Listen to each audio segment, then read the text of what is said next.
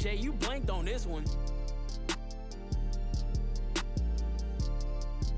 Nope, that wasn't a preloaded animation. That was my Flipper Zero pulling live data straight from an internet API. Yo, I'm Jay Blanked and welcome back to my channel. A few days ago, I might have shown you a similar trick with MicroPython, but this method using JavaScript is a massive upgrade. The biggest reason? We have much more memory to work with, allowing for more complex and powerful apps. Running MicroPython on the Flipper can be resource intensive and sometimes lead to out of memory errors. In this video, I'm going to show you exactly how to connect your Flipper Zero to the internet and start using simple but powerful JavaScript apps. These scripts can fetch live data, talk to online services, and display pretty much anything you want right on this little screen. And don't worry, you don't need to be a coding wizard.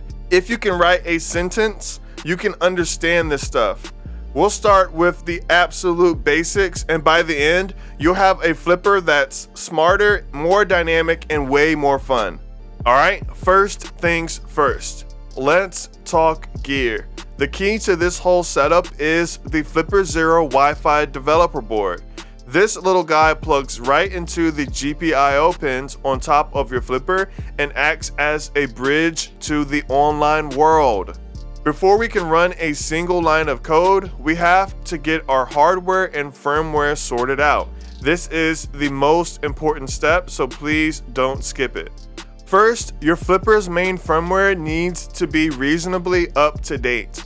Custom firmwares often have fantastic support for JavaScript modules, but recent versions of the official firmware have gotten a lot better too.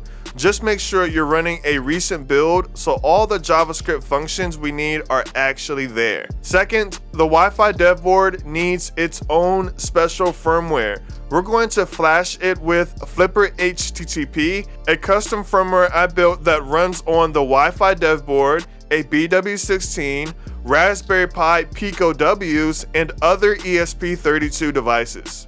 It's designed to create a seamless bridge and provides a JavaScript library that makes sending internet requests from the Flipper incredibly simple. Technically, the Flipper runs a lightweight subset of JavaScript called MJS, so some complex JS features won't work, but everything we're doing today is fully supported. Flashing the board is pretty easy too.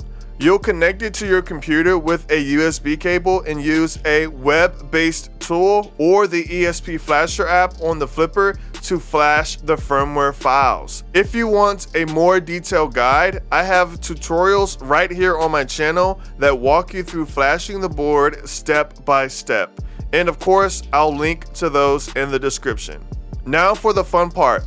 Let's look at our first example script. The classic first program is Hello World, but our first step is to make sure our Flipper can talk to the Wi-Fi board. We'll examine a tiny script that proves our hardware is connected correctly.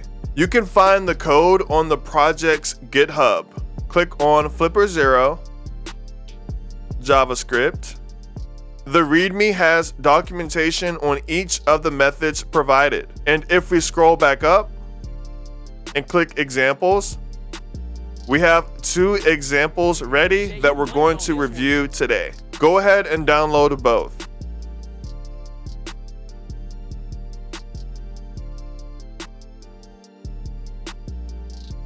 Adding the files to your Flipper is extremely simple. You connect your Flipper to your computer and use the Q Flipper app to drag the file into your apps, scripts, and drop them here. Let's review the ping.js. It's surprisingly simple because the Flipper HTTP library does all the heavy lifting. The script communicates with the Wi-Fi dev board over the Flipper's serial pins. The magic really happens with a single command, fhttp.ping. This function sends a ping command directly to the Wi-Fi board. Here's what the code does. it imports and initializes the library. Then it sends a ping command to the Wi-Fi board. The board is programmed to listen for this command, and if it receives it, it sends a pong response. The script just waits for that pong to confirm everything is working. Let's drag the script onto our flipper and then run it. Now on the flipper itself, I'll go to Apps, Scripts, and there's our ping.js. Let's run it.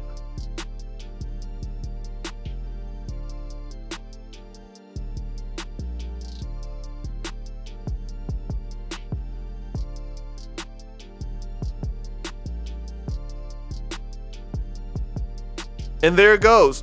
The script sent all the commands, and a moment later we got our success message. Our flipper can now successfully communicate with the Wi-Fi board. This is the foundation for everything else we're going to do. Now that we know our hardware is connected, let's look at the app from the intro, the Live Cat Fact Fetcher. This is a perfect beginner project because it shows the exact sequence of connecting to Wi-Fi and grabbing data from an online service. Let's take a look at the example file, fetchcatfact.js. This script is a little more involved, so let's walk through it. Just like the ping script, it first initializes all the libraries. It then initializes the Flipper HTTP library and sends a ping command, just like our last example, to make sure the dev board is responding. If the ping is successful, the next step is connecting to the internet. This script uses the save Wi-Fi function, where you would insert your network's SSID and password. Once those settings are saved, it executes the main command, get request with headers. This function tells the Wi-Fi board to connect to your network and make a GET request to the Cat Fact API. When the script gets a response back from the API, we aren't doing any fancy processing. To keep it simple, we're just going to display the entire raw response on the screen. The script uses a text box view module to show all the data it received. After a 10-second delay for you to read it, the script automatically disconnects from Wi-Fi, cleans up, and exits.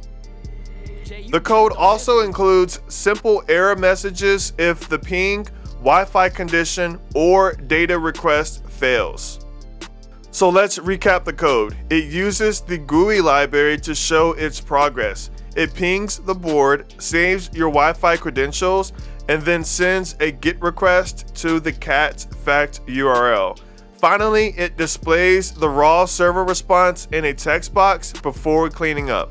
Before you can run this script, make sure to open this file in a text editor or VS Code and change where it says your SSID to your actual SSID and change your password to your actual Wi-Fi network's password. Now drag the file to your Flipper and let's run the script. Go to Apps, Scripts, and then scroll down and find the file.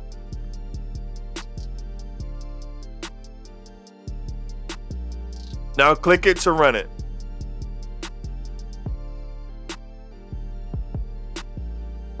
We see initialized, saving Wi-Fi settings, and then it sends the GET request. A moment later, we see the raw data from the Cat Fact API on the screen. We've just turned our Flipper Zero into a pocket-sized, internet-powered information terminal. What we've done today is really just the beginning. Now that you know the basic workflow, download, deploy, run, you can start exploring all sorts of new ideas for a connected Flipper. So what else could you do? You could find a script that pulls live weather data for your city. You can build a stock ticker for your favorite crypto, or you could even get more advanced. The Flipper's JavaScript engine gives you access to other crazy features too. Imagine combining network requests with the bad USB module. You could have a script that fetches a payload from your own server and then execute it through bad USB. For pen testers, the possibilities here are huge. Or you could even use the GPIO module to control electronics. A script could fetch a command from a server and then use the GPIO pins to turn on a light, spin a motor, or trigger another device. You could build your own custom internet-controlled IoT gadgets all run by your Flipper. So let's do a quick recap. You learned how to set up the Wi-Fi dev board, use a simple script to test your connection, and run a full app that fetches and displays live data from the internet. You now have the fundamental skills to really level up your Flipper and make it do things you never thought it could. You can find all the code for both the ping.js and fetch-catfact.js scripts in my GitHub repo, which is linked down in the description. If you get stuck or just want to geek out about this stuff, I highly recommend joining our Discord community. It's the best place to reach me, and it's full of people who are excited about this just as we are. If this video was helpful, do me a favor and hit that like button and subscribe so you don't miss what's coming up. Let me know in the comments below, what scripts will you build? I'm Jay Blanked. Thanks for watching. Peace.